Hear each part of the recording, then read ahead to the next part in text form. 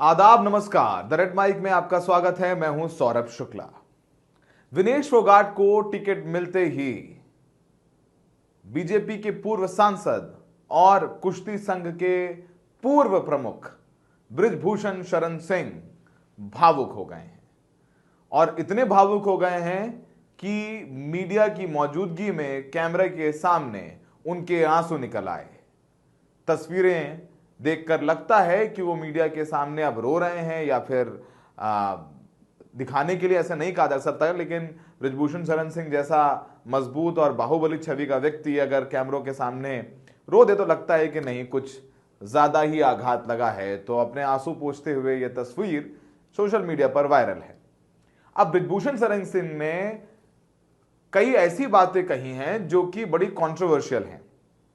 बृजभूषण शरण सिंह ने कहा कि विनेश फोगाट और बजरंग पुनिया हमेशा से कांग्रेस के कहने पर षड्यंत्र के तहत प्रदर्शन करने आए थे, रोडों पर बैठे थे और उन्होंने कांग्रेस को लाभ पहुंचाने की नियति के साथ वो पूरा प्रदर्शन किया। ऐसा बृजभूषण शरण सिंह का कहना है। पूरा वीडियो देखिए, बहुत सारी बातें हम लेकर के आए हैं, बहुत इंटरेस्टिंग बयान है। तो पहले जरा बृजभूषण शरण सिंह विनेश फोगाट और बजरंग पुनिया के कांग्रेस में शामिल हो जाने के बाद किस तरीके से अपनी प्रतिक्रिया दे रहे हैं, पहले वो सुन लेते हैं। ये कांग्रेस का निर्णय है, क्योंकि शुरू से कांग्रेस इस षड्यंत्र में शामिल थी।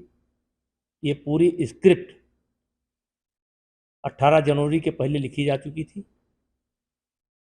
और जिसका ड्रामा का अंतिम क्लाइमैक्स कल निकल करके देश की जनता के सामने आया। उसका अंजाम अब कांग्रेस जाने, लेकिन हम जहाँ तक हमारी सोच है कि कांग्रेस भी एक दिन पछताएगी। तो अब बृजभूषण सिंह को आपने सुना कि वो तो कह रहे हैं कि कांग्रेस को एहसास होगा, हमेशा कांग्रेस इस खेल के पीछे थी। इस पर बजरंग पुनिया ने भी जवाब दिया है। हमारा एक्सक्लूसिव इंटरव्यू है, वो भी हम आपको दिखाएंगे, बताएंगे। जरा रुकिए, इंतजार कीजिए। अगली बात, बृजभूषण शरण सिंह ने विनेश फोगाट पर एक बहुत बड़ा आरोप लगाया है। बृजभूषण शरण सिंह ने कहा है कि विनेश फोगाट जब इंडिया में ट्रायल दे रही थी तो उनको बेईमानी के तहत जिता करके ओलंपिक्स में भेजा गया और वहां पर ईश्वर ने इंसाफ कर दिया। तो बृजभूषण शरण सिंह क्या मना रहे थे कि विनेश फोगाट को मेडल ना मिले? तो एक बहुत बड़ा विवाद इस बयान ने खड़ा कर दिया है। तो क्या कह रहे बृजभूषण शरण सिंह, क्या बेईमानी करी है, उनका क्या दावा है, जरा सुनिए। एक दिन में एक खिलाड़ी 2 वेट कैटेगरी में वजन नहीं दे सकता। ये कुश्ती का रूल है, UWW का रूल है। विनेश ने एक दिन में 2 वेट कैटेगरी में ट्रायल दिया, वजन के बाद 5 घंटे कुश्ती रुकवाए रखा। पहली कुश्ती 53 किलो में 10-0 से हार गई। फिर जाकर के कुश्ती लड़ा 50 किलोग्राम में और 5-1 का स्कोर था। शिवानी पवार कुश्ती जीत रही थी और हंगामा खड़ा किया गया और बेईमानी करके, रेलवे के रेफरियों ने बेईमानी करके, क्योंकि उस समय फेडरेशन को उस ट्रायल से अलग कर दिया गया था, बेईमानी करके विनेश फोगाट को जिताया गया और जिता करके भेजा गया, जिसका परिणाम ईश्वर ने वहां जाकर के दे दिया। जिस तरीके से तो आपने बृजभूषण शरण सिंह को सुना। हम सब जानते हैं कि जो पहलवानों का प्रदर्शन हुआ वो सबकी नजरों के सामने हुआ। कई महीनों तक पहलवान जंतर मंतर की सड़क पर बैठे रहे, वहां पर प्रदर्शन करते रहे, गर्मी की धूप में, बिना एसी कूलर। जब हम लोग घरों में जब तापमान बहुत ज़्यादा होता है एसी में बैठते हैं, लेकिन ये मेडलिस्ट पहलवान, और उसमें सब ओलंपिक्स में बजरंग पुनिया को मेडल है, विनेश फोगाट को कॉमनवेल्थ गेम्स में, एशियंस में गोल्ड है, वर्ल्ड चैंपियनशिप में मेडल है, संगीता फोगाट को मेडल है। ये सब मेडलिस्ट थे। साक्षी मलिक ओलंपिक में मेडलिस्ट हैं। ये सब वहां बैठे हुए थे। तो क्या कांग्रेस के लिए ये इतने समर्पित थे कि कई महीनों सड़क पर तपती धूप में बैठे रहेंगे और फिर उनको घसीट करके वहां से हटाया गया? वो तस्वीरें कोई नहीं भूल सकता। वो तस्वीरें में आपको दिखा भी रहे हैं। तो अब इन तमाम बातों पर कि कैसे बृजभूषण शरण सिंह के आरोप ये लगा रहे हैं कि कैसे ये सारे रेसलर दीपेंद्र और भूपेंद्र हुड्डा के कहने पर प्रदर्शन कर रहे थे, ये सवाल हमने खुद बजरंग पुनिया से पूछा और बजरंग पुनिया ने क्या जवाब दिया है, आइए आपको सुनवाते हैं। अब बीजेपी आरोप लगा रही है कि आप लोगों ने जो पूरा प्रदर्शन किया वो कांग्रेस के लिए किया। बृजभूषण शरण सिंह का आज बयान आया है जिनके खिलाफ आपकी लड़ाई है कि मैं वो कह रहे हैं कि पहले दिन से मैं जानता था कि ये पूरा जो प्रदर्शन है, पूरा ये प्रोटेस्ट है, ये बजरंग और विनेश के कंधे पर बंदूक रख के कांग्रेस करवा रही है, दीपेंद्र हुड्डा और भूपेंद्र हुड्डा कर रहे हैं। अब आप लोग एक्सपोज हो गए, यानी पहलवान एक्सपोज हो गए हैं कांग्रेस ज्वाइन करके। सबसे पहले तो मैं ये पूछना चाहूँगा बीजेपी से, जो बोल रहे हैं कि भाई बृजभूषण पे कांग्रेस के द्वारा आरोप लगवाए जा रहे थे खिलाड़ियों, बीजेपी बृजभूषण से सहमत है कि उन्होंने जो किया वो सही किया है। दूसरी चीज़, बृजभूषण जी को सबको अधिकार है बोलने का, वो तो पहले ही बोल रहे थे। वो तो ये बोल रहे हैं मैं तो कुछ नहीं कर रहा। वो जो उन्होंने मीडिया पे बोला है उसको अगर आप उठा के देखोगे तो आपको कोई सबूत मांगने की भी जरूरत नहीं महिलाओं से। जिस तरीके से वो बोल रहे हैं, वो खुद बोल रहे हैं कि हाँ मैंने एक लड़की को बुलाया, गले लगाया, उन्हें ऐसा महसूस किया, तो वो क्या है उसमें, आप क्या सबूत मांगोगे? एक चीज़ पूछना चाहता हूँ बीजेपी के लोगों से। तो जब हमने बीजेपी की जितनी भी महिला सांसद थी, हमने कांग्रेस को तो किसी को लेटर नहीं भेजा, ओपोजिशन तो सब आया था। हमने राहुल गांधी जी को, प्रियंका गांधी जी को लेटर नहीं भेजा कि आप हमारा साथ दीजिए। हमने कांग्रेस पार्टी को किसी को भी हमने इनविटेशन नहीं भेजा था।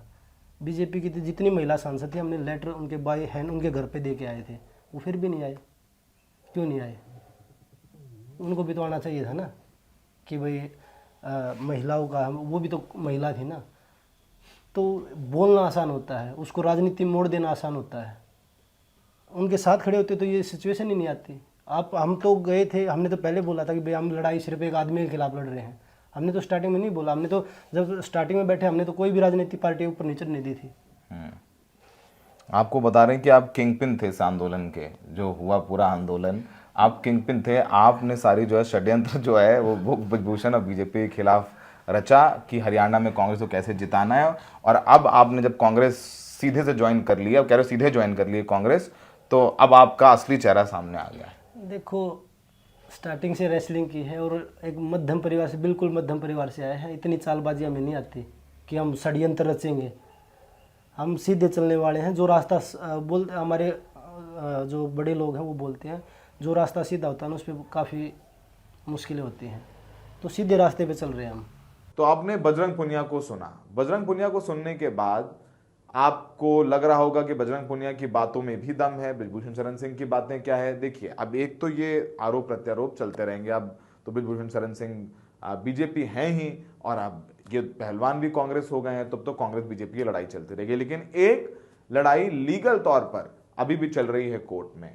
बृजभूषण शरण सिंह के खिलाफ आरोप तय कर दिए गए हैं और बृजभूषण शरण सिंह ने दिल्ली हाईकोर्ट में याचिका भी लगाई थी कि जो आरोप है वो खारिज किए जाएं, तो उसे दिल्ली हाईकोर्ट ने मना कर दिया। यानी कोर्ट से बृजभूषण शरण सिंह को कोई राहत नहीं मिली है। और बृजभूषण शरण सिंह को जो अपना रेकलेसनेस है उनकी, जिस तरीके से वो बयान देते हैं, जिस तरीके से दबदबा था, दबदबा रहेगा, और उनके ही बेहद खास संजय सिंह रेसलिंग फेडरेशन के प्रमुख बन गए, उनका भी बयान आया। वो कह रहे हैं कि ये देशद्रोह है जो विनेश फोगाट और बजरंग पुनिया ने कांग्रेस ज्वाइन करके किया है, उसे देशद्रोह कहा है। तो सोचिए, क्या एक फेडरेशन के अध्यक्ष को कहना चाहिए? ऐसा तो है नहीं कि पहले पहलवान, पहले खिलाड़ी हैं ये लोग जिन्होंने राजनीतिक दल ज्वाइन किया है। इससे पहले आप जानते हैं योगेश्वर दत्त भी ओलंपिक मेडलिस्ट हैं, वो बीजेपी में है। बबीता फोगाट बीजेपी में है। विजेंदर बॉक्सर भी अब बीजेपी में आ गए हैं कांग्रेस से। ये सिलसिला पुराना है। लेकिन देशद्रोह कह देना, देशद्रोही कह देना, और सोचिए कि कितनी बड़ी बात है कि ये मेडलिस्ट हैं और इन्होंने कितनी बार भारत का सर ऊंचा किया है। विनेश फोगाट ने वर्ल्ड चैंपियन को पहले ही राउंड में हरा करके अपना लोहा मनवा दिया था। मेडल नहीं आई, डिस्क्वालीफाई हो गई, वो एक अलग है बात है, उसको ईश्वरीय इंसाफ बता रहे बृजभूषण शरण सिंह। लेकिन कल जब विनेश फोगाट ने कांग्रेस में शामिल हुए वो वहां पर, तो उन्होंने क्या कुछ कहा, आपको वो भी सुनवाते हैं। कांग्रेस पार्टी का मैं बहुत बहुत धन्यवाद करती हूँ, क्योंकि जब बोलते हैं ना कि बुरे टाइम में पता लगता है कि अपना कौन है। जब हम रोड पे घसीटे जा रहे थे तो छोड़ के बीजेपी को, देश में जितनी भी पार्टियां हैं वो हमारे साथ में थी, हमारे दर्द को समझ पा रही थी, हमारे आंसुओं को समझ पा रही थी। मैं बहुत प्राउड फील कर रही हूँ कि मैं एक ऐसी पार्टी में, एक ऐसी विचारधारा में हूँ जो महिलाओं के साथ हो रहा अन्याय और उनके साथ बुरे बर्ताव के खिलाफ खड़ी है। वो लड़ाई लड़ने के तैयार है, सड़क से लेकर संसद तक। और मैं विश्वास दिलाती हूँ पूरे देशवासियों को कि जो मेहनत, जो लगन से हमने रेसलिंग में काम किया है, हम चाहते हैं कि देश के हर एक नागरिक को जो दर्द, जो तकलीफ़ हमने झेली है, खासकर महिलाओं के लिए, हर एक उस महिला के साथ में हम खड़े हैं जो अपने आप को लाचार, अपने आप को बेबस समझती है। रेसलिंग में मैंने पूरा कोशिश किया कि मैं जितनी भी महिलाओं को, छोटी बच्चियों को इंस्पायर कर सकती हूँ। मैं चाहती तो मैं जंतर मंतर पे रेसलिंग छोड़ सकती थी, और सभी लोग भी मान रहे थे, पूरा देश इस चीज़ को विश्वास कर रहा था, क्योंकि बीजेपी आईटी सेल ने उस चीज़ को साबित करने की कोशिश की थी कि हम चले हुए कारतूस हैं, हम ख़त्म हो गए हैं, हम पॉलिटिक्स कर रहे हैं। उन्होंने बोला मैं नेशनल नहीं खेलना चाहती, मैंने नेशनल चैम्पियनशिप खेला। उन्होंने बोला ये ट्रायल्स दे के नहीं जाना चाहते, मैंने ट्रायल्स भी दिया। उन्होंने बोला कि ओलंपिक्स लेवल तक नहीं जाना चाहते, मैं ओलंपिक्स में गई, मैं फाइनल्स में गई। अनफॉर्चुनेटली परमात्मा को कोई और चीज़ मंजूर होगी। एक चीज़ मुझे पता है कि जब मेहनत आप करते हो तो ज़रूरी नहीं कि आपको उसी दिशा में मिले, कई बार दूसरी चीज़ों में भी आपको वो फल मिल जाता है। और परमात्मा ने मुझे मेरे देश के लोगों की सेवा करने का जो मौका दिया है, वो मैं मानती हूँ कि उससे बड़ा पुण्य का काम कोई नहीं हो सकता है। मेरे लिए बहुत प्राउड की बात है। बहुत एक मैं नई पारी की शुरुआत कर रही हूँ आज से। मैं चाहती हूँ कि जो हमने फेस किया एज ए खिलाड़ी होने के नाते, उन सब खिलाड़ियों को वो चीज़ ना फेस करनी पड़े। हम उनकी लड़ाई में साथ हैं। शायद उनको आज हिम्मत मिले कि जो पार्टियां पावर में रहती हैं शायद वो साथ में नहीं खड़ी हों, लेकिन उनके बहन भाई हैं जो उनके साथ में खड़े हैं। और हमें पता है स्पोर्ट्स में कितना गलत होता आया है, नहीं बोल पाते हैं खिलाड़ी। आप हमसे देख लो, बजरंग के ऊपर डोप का बैन लगा दिया 4 साल का, सिर्फ किसी लिए कि सिर्फ उन्होंने आवाज़ उठाई थी हमारे साथ बैठ के। तो उसका भुगतान हम कर रहे हैं, आज तक कर रहे हैं, लेकिन हम डरेंगे नहीं, पीछे नहीं हटेंगे।